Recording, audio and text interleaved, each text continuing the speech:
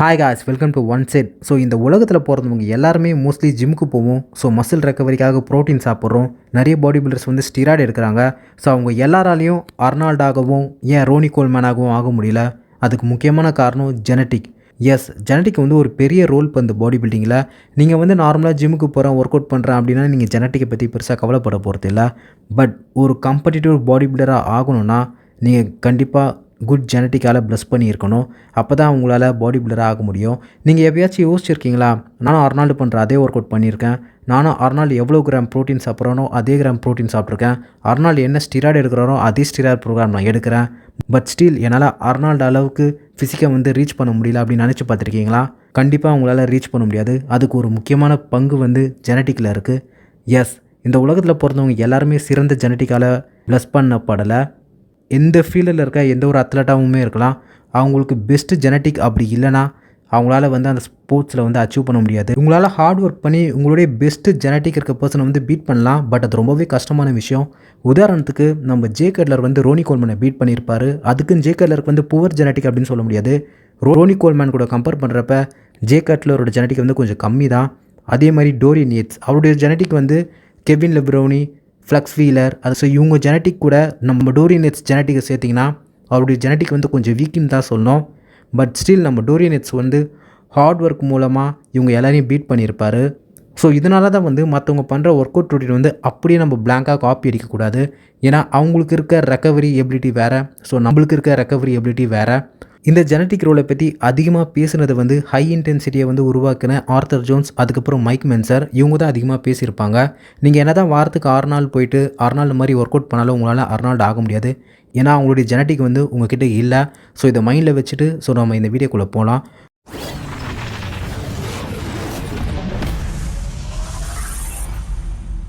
So mic மென்சர் வந்து நம்ம எல்லாருக்குமே தெரியும், இவர் தான் ஹெவி டியூட்டியை அதிகமாக வந்து புஷ் பண்ணியிருப்பார் இவரோட காலகட்டத்தில். இவர் பர்சனல் ட்ரைனராக இருந்தப்போ பல்லாயிரக்கணக்கான கிளைண்ட்டை வந்து ட்ரைன் பண்ணியிருக்காரு. ஸோ அவங்க எல்லாரையும் ட்ரைன் பண்ணது மூலமாக ஒரு பெஸ்ட்டு ஒர்க் அவுட் ரொட்டீனை வந்து இவர் க்ரியேட் பண்ணியிருக்காரு. ஸோ அந்த ஒர்க் அவுட் ரொட்டீனை தான் நான் இங்கே ஷேர் பண்ண போகிறேன். முழுக்க முழுக்க மைக் மென்சரோட வார்த்தைகள் தான் நான் இங்கே ஜஸ்ட் ட்ரான்ஸ்லேட் தான் பண்ண போகிறேன். அது மட்டும் இல்லாத என்னுடைய கன்க்ளூஷனை நான் கடைசியாக சொல்கிறேன். ஸோ வீடியோவை ஃபுல்லாக பாருங்கள், இன்ட்ரெஸ்டிங்காக இருக்கும். ஸோ கமான் காய்ஸ், வீடியோக்குள்ளே போகலாம்.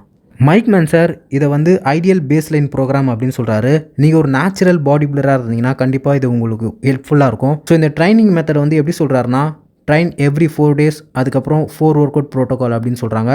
அதாவது நீங்கள் 4 நாளைக்கு ஒரு வாட்டி தான் ஒர்க் அவுட் பண்ண போகிறீங்க. மண்டே ஒர்க் அவுட் பண்ணிங்கன்னா ஸோ அதுக்கப்புறம் நீங்கள் டியூஸ்டே, வெனஸ்டே, தேர்ஸ்டே, ஸோ இந்த 3 நாள் ஒர்க் அவுட் பண்ண போகிறது இல்லை, ஃப்ரைடே தான் ஒர்க் அவுட் பண்ண போகிறீங்க. ஸோ உங்களால் 4வது நாள் ஜிம்முக்கு போக முடியலன்னா எந்த ஒரு தப்பும் இல்லை, அன்றைக்கி ரெஸ்ட் எடுத்துகிட்டு 5வது நாள் கூட நீங்கள் ஜிம்முக்கு போகலாம். ஸோ இந்த 5 நாள் 4 நாள் கேப் எதுக்குன்னா நம்ம மசில் வந்து ரெக்கவரி ஆகிறதுக்கு தான். என்ன ப்ரோ இவ்வளோ நாள் ரெஸ்ட் எடுக்கணுமா அப்படின்னு கேட்டால் அகைன் நான் சொல்கிறேன், உங்களுக்கு அர்னால்டோட ஜெனட்டிக் இல்லை, உங்களுக்கு ரோனி கோல்மேனோட ஜெனட்டிக் இல்லை.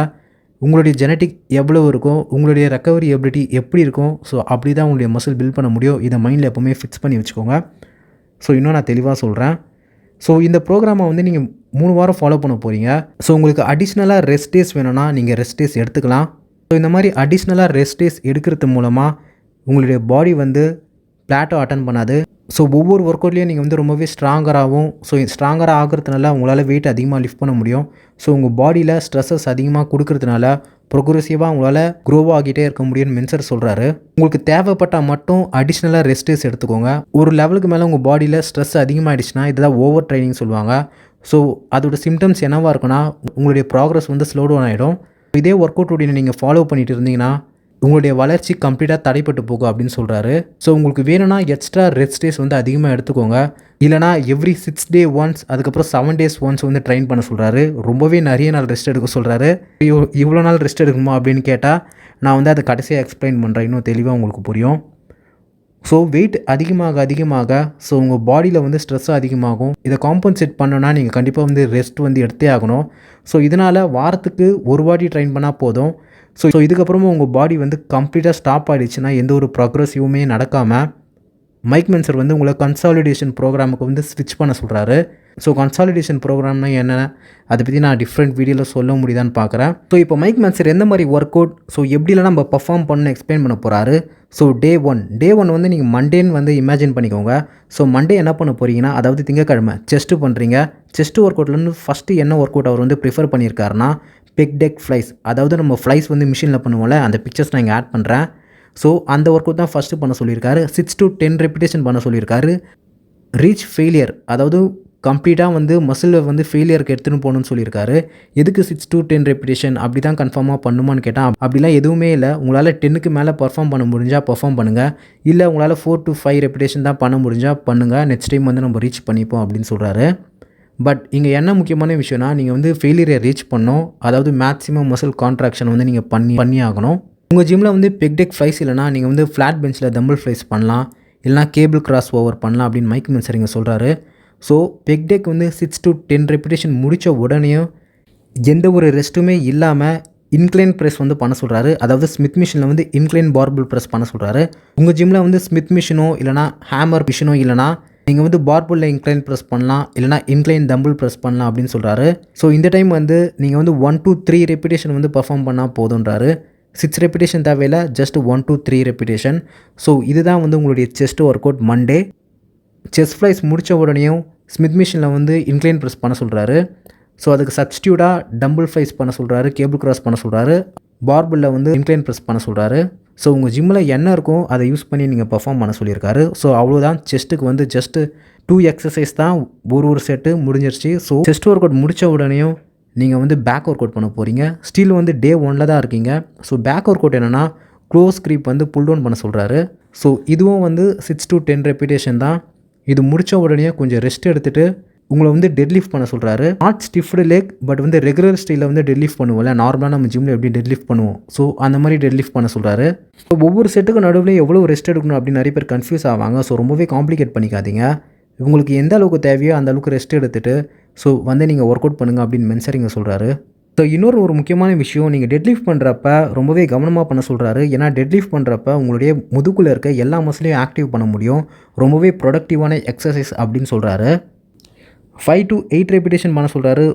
ஸோ உங்களால் டெட்லிஃப்ட் பண்ண முடியல, உங்களுக்கு பேக் வந்து ப்ராப்ளமாக இருக்குன்னா அதுக்கு பதிலாக உங்களை வந்து ஸ்ட்ரக்ஸ் வந்து பர்ஃபார்ம் பண்ண சொல்கிறாரு. 6 to 10 ரெப்பிடேஷன் ஃபெயிலியரை ரீச் பண்ணோம். ஸோ பேக் ஒர்க் அவுட் அவ்வளோதான். ஃபஸ்ட் ஒர்க் அவுட் வந்து close grip, palms down, pull down, deadlift. So deadlift பண்ண முடியலனா நீங்கள் வந்து ஸ்ட்ரக்ஸ் பண்ணலாம். ஸோ சப்ஸ்டியூட்டாக வந்து மைக் மென்சர் சொல்லியிருக்காரு டெட்லிஃப்ட் பண்ண முடியலனா அப்படின்னு. ஸோ அவ்வளோதான், டே 1 முடிஞ்சிருச்சு. ஸோ இதுக்கப்புறம் நீங்கள் ரெஸ்ட் எடுக்க போகிறீங்க. டே 2, டே 3, டே 4, இதுக்கப்புறம் ஃப்ரைடே தான் அகைன் ஜிம்முக்கு போகிறீங்க. ஃப்ரைடே வந்து லெக்கு ட்ரைன் பண்ண போகிறீங்க. ஃபஸ்ட் எக்ஸசைஸ் வந்து leg extension. So super set வந்து லெக் ப்ரெஸ், அதாவது லெக் எக்ஸ்டென்ஷன் வந்து 8 to 15 ரெப்பிடேஷன் பண்ணுறீங்க. அது முடித்த உடனே எந்த ஒரு ரெஸ்ட்டுமே இல்லாமல் லெக் ப்ரெஸ் பண்ணுறீங்க 8 to 15 ரெப்பிடேஷன். ஸோ உங்கள் ஜிம்மில் வந்து லெக் ப்ரெஸ் இல்லைனா நீங்கள் வந்து ஸ்குவாட் ஸ்மித் மிஷினில் வந்து பண்ண சொல்கிறாரு. ஸோ அப்படி ஸ்மித் மிஷின் இல்லைனா நீங்கள் வந்து நார்மல் ஸ்குவாட் பண்ணுங்கள். ஸோ கேர்ஃபுல்லாக பண்ணுங்கள். இதுவும் வந்து சூப்பர் செட் தான். அவ்வளோதான், லெக் ஒர்க் அவுட் முடிஞ்சிருச்சு. ஏன் லெக்கல் வந்து மைக் மென்சர் பெர்ஃபார்ம் பண்ணலனா, ஸோ உங்களுடைய ஹாம்ஸ்ட்ரிங் மசிலை வந்து ஈஸியாக வந்து ஓவர் ட்ரெயின் பண்ண முடியும். மைக் மென்சர் ஒரு பர்சனல் ட்ரைனராக இதை எக்ஸ்பீரியன்ஸ் பண்ணியிருக்காரு. ஏன்னா நம்மளுடைய ஹாம்ஸ்ட்ரிங் வந்து ஈஸியாக க்ரோ ஆகிடும். ஸோ அந்த ஒரு காரணத்துக்காக தான் ஒரு வந்து லெக்கல் வந்து கொடுக்க வேலை ஜஸ்ட் லெக் எக்ஸ்டென்ஷன், அதுக்கப்புறம் லெக் ப்ரெஸ் மட்டும் கொடுத்துருக்காரு. நம்ம டெட்லிஃப்ட் பண்ணுறதுனாலையும் அதுக்கப்புறம் லெக் ப்ரெஸ், அதுக்கப்புறம் ஸ்குவாட் பண்ணுறதுனாலையும் நம்மளால் ஹாம்ஸ்ட்ரிங் வந்து ஸ்டிமுலேட் பண்ண முடியும் மைக் மென்சர் இங்கே சொல்கிறாரு. ஸோ கொஞ்சம் ரெஸ்ட் எடுத்துகிட்டு கொஞ்சம் வாட்டர் குடிச்சிட்டு அதுக்கப்புறம் காஃப் ரைஸ் பண்ண சொல்கிறாரு. Standing calf raise 12 to 20 repetition. So அவ்வளோதான். ஸோ லெக் ஒர்க் அவுட் முடிஞ்சிருச்சு. இதுக்கப்புறம் அகைன் 4 டேஸ்க்கு அப்புறம் நீங்கள் ஜிம்முக்கு போகிறீங்க. ஸோ இப்போ வந்து உங்களுடைய ஷோல்டர்ஸ் அதுக்கப்புறம் ஆர்ம்ஸை வந்து ட்ரைன் பண்ணுறீங்க. ஷோல்டர்ஸ்க்கு வந்து மைக் மென்சர் டம்பிள் லேட்டரல் ரைஸ் வந்து பெர்ஃபார்ம் பண்ண சொல்லியிருக்காரு. 6 to 10 ரெப்பிடேஷன். அது முடித்த உடனே ரெஸ்ட் எடுத்துகிட்டு அதுக்கப்புறம் bent over dumbbell lateral raise பண்ண சொல்லியிருக்காரு. 6 to 10 ரெப்பிடேஷன். அவ்வளோதான், ஜஸ்ட் ஒரு செட்டு. அது முடித்த உடனே உங்களுடைய ஆர்ம்ஸை ட்ரெயின் பண்ண போகிறீங்க.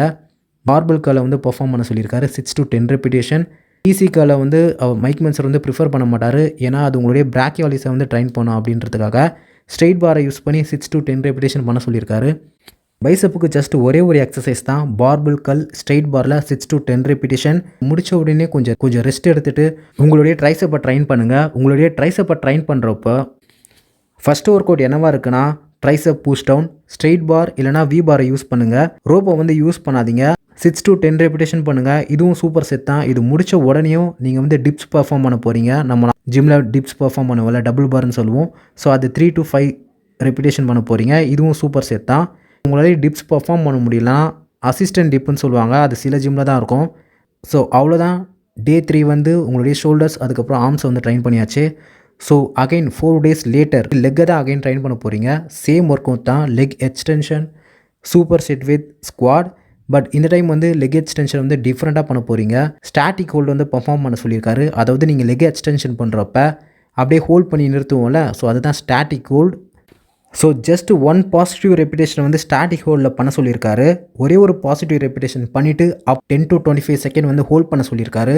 உங்களுடைய தைஸ் வந்து பேர்ன் ஆகணும், அதாவது எரியணும். ஸோ அதை ரீச் பண்ண உடனே ஸ்லோவாக வந்து ஈசென்ட்ரிக், அதாவது கண்ட்ரோல்டாக வந்து உங்களுடைய லெக் எக்ஸ்டென்ஷன் வந்து கம்ப்ளீட் பண்ண போகிறீங்க. ஜஸ்ட் ஒரே ஒரு ரெப்பிடேஷன் தான். பட் நீங்கள் வந்து 10 to 25 செகண்ட் வந்து ஹோல்ட் பண்ணணும். ஹோல்ட் பண்ணி முடிச்சோடனே நீங்கள் ஸ்லோவாக கண்ட்ரோல்டாக கீழே இறக்கணும். அது முடித்த உடனே உங்களை போய் ஸ்குவாட் பர்ஃபார்ம் பண்ணுற சொல்கிறாரு. 8 to 10 ரெப்பிடேஷன் ஃபெயிலியரை ரீச் பண்ணோம். அதுக்கப்புறம் standing calf raise 12 to 20 repetition பண்ண சொல்லியிருக்காரு. ஸோ அவ்வளோதான். டே 4ம் முடிஞ்சிருச்சு. இதுக்கப்புறம் என்ன பண்ணோன்னா again repeat the cycle. Monday என்ன பண்ணுவோம், ஃபஸ்ட் டே என்ன பண்ணுவோம், ஸோ செஸ்ட் அண்ட் பேக் பண்ணோம்ல, ஸோ அதை வந்து அகெயின் வந்து ரிப்பீட் பண்ண சொல்லியிருக்காரு. இதுதான் Mike Mentzer baseline program. So என்ன ப்ரோ இவ்வளோ சிம்பிளாக இருக்குது அப்படின்னு கேட்டால், சிம்பிளாலாம் இல்லை. மேக்ஸிமம் ஃபெயிலியரை நீங்கள் ரீச் பண்ணுறப்ப ஸோ அந்த பெயினே வந்து டிஃப்ரெண்ட்டாக இருக்கும். பட் ஸ்டில் வந்து இது லோ வால்யூம். மைக் மென்சரை பொறுத்த வரைக்கும் லோ வால்யூம் ஹை இன்டென்சிட்டியில் வந்து நம்மளால் பெஸ்ட் ரிசல்ட் அச்சீவ் பண்ண முடியும்னு ப்ரூவ் பண்ணியிருக்காரு. ஸோ அதிகப்படியான ரெஸ்ட் எடுக்கிறதுனால நம்மளால் மேக்ஸிமம் க்ரோவ் ஆக முடியும்னு சொல்லியிருக்காரு. நான் வீடியோ ஸ்டார்டிங்கில் சொன்னல, எல்லாருமே வந்து சிறந்த ஜெனட்டிக்கால் வந்து கிஃப்ட் பண்ணப்படலை இந்த உலகத்தில் அப்படின்னு சொல்லியிருக்கேன். ஸோ அதை மைண்டில் வச்சுக்கோங்க. மைக் மென்சர் வந்து இங்கே இன்னும் சில குறிப்புகளை வந்து சொல்கிறாரு. இது ரொம்பவே முக்கியமான விஷயம், ஞாபகம் வச்சுக்கோங்க. ஸோ நீங்கள் சூப்பர் செட் பண்ணுறப்ப ஃபஸ்ட்டு வந்து காம்பவுண்ட் எக்ஸசைஸை தான் பெர்ஃபார்ம் பண்ண சொல்லியிருக்காரு. அதாவது மல்டி ஜாயிண்ட் மூவ்மெண்ட் சொல்லுவோம்ல, பெஞ்ச் ப்ரெஸ் அதுக்கப்புறம் ஸ்குவாட். ஸோ இதை வந்து அவர் வந்து வார்ம் அப் செட்டாக பண்ண சொல்லியிருக்காரு. அதாவது இப்போ நீங்கள் பெஞ்ச் ப்ரெஸ் வந்து வார்ம் அப் பண்ணுறீங்கன்னா உங்களுடைய ஷோல்டர்ஸ், ட்ரைசெப் அதுக்கப்புறம் உங்களுடைய செஸ்ட், ஸோ எல்லாமே வந்து வார்ம் அப் ஆகிடும். ஸோ இந்த காரணத்துக்காக தான் அவர் வார்ம் அப் மூவ்மெண்ட்டாக வந்து எப்போவுமே காம்பவுண்ட் எக்ஸசைஸை வந்து சூஸ் பண்ணியிருக்காரு. ஸோ மைக் மென்சர் கொடுத்த சீக்வன்ஸை வந்து தயவு செஞ்சு நீங்கள் மாற்றிடாதீங்க. ஸோ மைக் மென்சர் கொடுத்த எல்லா எக்ஸசைஸும் ஒரு சிறந்த காரணத்துக்காக தான். ஸோ ஏன்னா ஒரு பர்சனல் ட்ரைனராக இருந்து ஒரு ஒவ்வொரு எக்ஸசைஸும் ப்ராப்பராக சூஸ் பண்ணி நம்மளுக்கு இங்கே கொடுத்துருக்காரு. ஸோ மைக் மென்சரே சொல்லியிருக்காரு இங்கே, நான் கொடுத்த சீக்வன்ஸை வந்து தயவு செஞ்சு மாற்றிடாதீங்க எக்ஸசைஸ் சீக்வன்ஸை அப்படின்னு. ஸோ இந்த ஒர்க் அவுட் ரொட்டீன் நீங்கள் ஃபாலோ பண்ணனா இப்போ நீங்கள் கரண்ட்டாக பண்ணிகிட்டு இருக்க ஒர்க் அவுட் ரொட்டீனை ஸ்டாப் பண்ணிவிட்டு ஒரு 2 or 3 வீக்ஸ்க்கு வந்து ஜிம்முக்கு போகாமல், ஸோ இதுக்கு முன்னாடி நீங்கள் ஓவர் ட்ரெயின் ஆகி உங்கள் பாடி வந்து ரொம்பவே நாசமாக போயிருக்கும். ஸோ உங்கள் பாடி வந்து ரெக்கவரி ஆகிறதுக்கு ஒரு 2 or 3 வீக்ஸ் டைம் கொடுத்துட்டு அகைன் மைக் மென்சர் பேஸ்லைன் ப்ரோக்ராமை வந்து நீங்கள் ஃபாலோ பண்ணுங்கன்னு சொல்லியிருக்காரு. அகைன் நீங்கள் ஒரு நேச்சுரல் பாடி பில்டராக இருந்தால் கண்டிப்பாக இது உங்களுக்கு யூஸ்ஃபுல்லாக இருக்கும். மைக் மென்சரோட கிளைண்ட் வந்து என்ன கேட்டிருக்காருன்னா, மைக் மென்சர் கிட்ட சீடட் காஃப் ரைஸே நீங்கள் கொடுக்கல என்னுடைய இன்னர் காஃபை டெவலப் பண்ணுறதுக்கு, அதே மாதிரி அர்னால்டு சொன்ன மாதிரி கான்சன்ட்ரேஷன் கல் வந்து நீங்கள் கொடுக்கல என்னுடைய லோயர் அதுக்கப்புறம் தேர்ட் ஆஃப் பைசப்பை பில்ட் பண்ணுறதுக்கு அப்படின்னு. அதுக்கு மைக் மென்சர் என்ன ரெஸ்பான்ஸ் பண்ணியிருக்காருனா, இதுக்கு முன்னாடி நீங்கள் அந்த மாதிரி தான் ட்ரைன் பண்ணி இருந்திருக்கீங்க, அதனால தான் எந்த ஒரு ரிசல்ட்டுமே உங்களுக்கு கிடைக்கல, என்னை கால் பண்ணியிருக்கீங்க கவுன்சிலிங்காக அப்படின்னு வந்து ரொம்பவே சூப்பராக ரெஸ்பான்ஸ் பண்ணியிருக்காரு. ஏன்னா அவருடைய கிளைண்ட் வந்து ஆம்ஸ்ட்ரிங் கல் இல்லை, பைசப் வந்து டெவலப் பண்ணுறதுக்கு கான்சன்ட்ரேஷன் கல் இல்லை, என்னுடைய இன்னர் காஃபை டெவலப் பண்ணுறதுக்கு காஃப் ரைஸ் இல்லை அப்படின்னு சொல்லியிருக்காரு. பட் அதை தானே இவ்வளோ நாள் நீ பண்ணிட்டு இருந்தா, உனக்கு எந்த ஒரு ரிசல்ட்டுமே கிடைக்கல, அதுக்கு தான் என்னை வந்து கன்சல்ட் பண்ணியிருக்கேன். ஸோ இந்த டைம் வந்து நான் சொல்கிற மாதிரி பண்ணுன்னு மைக் மென்சர் வந்து ரெஸ்பான்ஸ் பண்ணியிருக்காரு. இந்த ப்ரோக்ராம் வந்து டிசைன் பண்ணது வந்து மேக்ஸிமம் க்ரோத்தை வந்து ஸ்டிமுலேட் பண்ணுறதுக்கு தான். அதாவது maximum growth in major muscle குரூப்னு சொல்லியிருக்காரு. உங்கள் உடம்புல இருக்க மேஜர் மசில் குரூப்பில் இருக்க மேக்ஸிமம் க்ரோத்தை வந்து டெவலப் பண்ணுறதுக்காக தான் இந்த ப்ரோக்ராம் வந்து மென்சர் டிசைன் பண்ணியிருக்காரு. மைக் மென்சர் கொடுத்துருக்க எக்ஸசைஸை தவிர்த்து நீங்கள் எக்ஸ்ட்ரா எக்ஸசைஸ் ஆட் பண்ணிங்கன்னா அது உங்களுடைய ப்ராக்ரஸை வந்து அஃபெக்ட் பண்ணணும்னு மென்சர் இங்கே சொல்லியிருக்காரு. ஸோ அவர் கொடுத்த சீக்வன்ஸ்லேயே மேக்ஸிமம் பெர்ஃபார்ம் பண்ண ட்ரைன் பண்ணுங்கள். ஸோ இப்போ உங்களுக்கு கொஸ்டின் வரும், என்ன ப்ரோ ஜஸ்ட் 1 எக்ஸசைஸ் ஒரே ஒரு செட்டு தானே, அவ்வளோதானே, உங்களுக்கு மைண்டில் ஏகப்பட்ட கொஸ்டின்ஸ் கேட்கும். பட் இவ்வளோ நாள் நீங்கள் எப்படி ட்ரைன் பண்ணிட்டு இருந்தீங்க, வால்யூம் ட்ரைனிங் தானே. ஸோ ஒரு வாட்டி மென்சர் ட்ரைனிங் வந்து நீங்கள் ட்ரை பண்ணி பாருங்கள். அகைன் மைக் மென்சர் வந்து என்ன சொல்லியிருக்காருன்னா, ஒரு நாள் ட்ரைன் பண்ணிட்டு 3 நாள் வந்து ரெஸ்ட் எடுக்க சொல்லியிருக்காரு. ஸோ என்னுடைய கன்க்ளூஷன் என்னென்னா, நீங்கள் வாரத்துக்கு 3 வாட்டி ட்ரைன் பண்ணுங்கள். மண்டே ஒர்க் அவுட் பண்ணுங்கள், டியூஸ்டே ஆஃப் எடுங்க, வெட்னஸ்டே ஒர்க் அவுட் பண்ணுங்கள், தேர்ஸ்டே ஆஃப் எடுங்க, ஃப்ரைடே ஒர்க் அவுட் பண்ணுங்கள். ஸோ இந்த மாதிரி ஒர்க் அவுட் பண்ணுங்கள். பட் அவர் கொடுத்த எக்ஸசைஸ் வந்து எந்த ஒரு சேஞ்சஸும் பண்ண தேவையில்லை. அவர் கொடுத்த எக்ஸசைஸை அப்படியே ஃபாலோ பண்ணுங்கள். அகைன் நீங்கள் வந்து ஸ்டிராய்டு எடுக்க போகிறது இல்லை, நீங்கள் வந்து ஒரு நாளைக்கு 200 கிராம் இல்லைனா 150 கிராம் ப்ரோட்டீன் எடுக்க போகிறது இல்லை. நீங்கள் எந்த அளவுக்கு சாப்பிடுவீங்க. ஸோ மோஸ்ட்லி இந்த வீடியோ பார்க்குறவங்க ஜிம்முக்கு போவீங்க கண்டிப்பாக. பட் உங்களுடைய ப்ரோட்டீன் சோர்ஸோ உங்களுடைய கார்ப் சோர்ஸோ ரொம்பவே புவராக இருக்கும். கரெக்டாக உங்களுடைய நியூட்ரிஷனே ரொம்பவே புவராக இருக்கும். அதுவும் மைண்டில் வச்சுக்கோங்க. நியூட்ரிஷன் எந்த அளவுக்கு நீங்கள் ப்ராப்பராக எடுக்கிறீங்களோ அந்த அளவுக்கு தான் உங்களுடைய மசில் க்ரோத்தும் இருக்கும். அது மட்டும் இல்லாத ஜெனட்டிக் பற்றி நான் முன்னாடி தெளிவாக பேசியிருப்பேன். அதையும் ஞாபகம் வச்சுக்கோங்க. ஸோ நான் எதுவுமே பண்ண மாட்டேன். நான் வாரத்துக்கு 6 நாள் ஜிம்முக்கு போகிறேன், ஆர்னால்டு மாதிரி ஒர்க் அவுட் பண்ண போகிறேன், இல்லை ஜே கட்லர் மாதிரி ஒர்க் அவுட் பண்ண அப்படின்னு பண்ணிங்கன்னா அதுக்கேற்ற மாதிரி நியூட்ரிஷனோ அதுக்கேற்ற மாதிரி ஜெனட்டிக்கோ நம்மக்கிட்ட இல்லை. அதை ஞாபகம் வச்சுக்கோங்க. ஸோ இந்த பேஸ்லைன் ஒர்க் அவுட் ப்ரோக்ராம் பார்த்தீங்கன்னா கண்டிப்பாக நேச்சுரலாக பண்ணுறவங்களுக்கு ஒரு பெரிய வந்து வரப்பிரசாதம்னு சொல்லலாம். ஏன்னா எந்த அளவுக்கு நீங்கள் ரெக்கவரி ரெஸ்ட் கொடுக்குறீங்களோ அந்த அளவுக்கு வந்து மசில் க்ரோத் ஆகும். சில பேர் வந்து ரொம்பவே ஜெனட்டிக்கலி கிஃப்டடாக இருப்பாங்க நம்ம கூட இருக்கவங்களே. ஸோ அவங்களால குயிக்காக வந்து ரெஸ்பான்ஸ் பண்ண முடியும், அவங்களால குயிக்காக வந்து ரெக்கவரி ஆக முடியும். 1000ல் ஒருத்தன் இல்லைனா லட்சத்தில் ஒருத்தன் தான் அப்படி இருப்பான். ஸோ தேர்ந்தெடுக்கப்பட்டவங்கன்னு சொல்லுவாங்கள்ல, ஸோ அந்த மாதிரி பர்சன். உதாரணத்துக்கு சூப்பர்மேன் எடுத்துக்கோங்க. ஸோ ஜெனட்டிக்கலி கிஃப்டடுன்னு சொல்லலாம். பட் நம்ம பேட்மேன் அப்படி இல்லை, செதுக்கப்பட்டவர்னு சொல்லலாம். ஏன்னா அவர் கஷ்டப்பட்டு அவருடைய பாடி அவருடைய ஸ்ட்ரென்த்தை வந்து பில்ட் பண்ணியிருப்பாங்க. ஸோ ரொம்பவே சுலபமான எக்ஸாம்பிள். ஸோ சூப்பர்மேன் வந்து ஜெனட்டிக்கலி கிஃப்டட். ஸோ அவரால் ஈஸியாக வின் பண்ண முடியும். பட் நம்ம எல்லாருமே பேட்மேன். ஸோ நம்மளால் கஷ்டப்பட்ட தான் வின் பண்ண முடியும். ஸோ ஞாபகம் வச்சுக்கோங்க. ஸோ அவ்வளோதாங்க இந்த வீடியோ. இதுதான் என்னுடைய கன்க்ளூஷன். பட் இதுக்கு முன்னாடி சொன்னது எல்லாமே மைக் மென்சரோட வார்த்தைகள் தான்.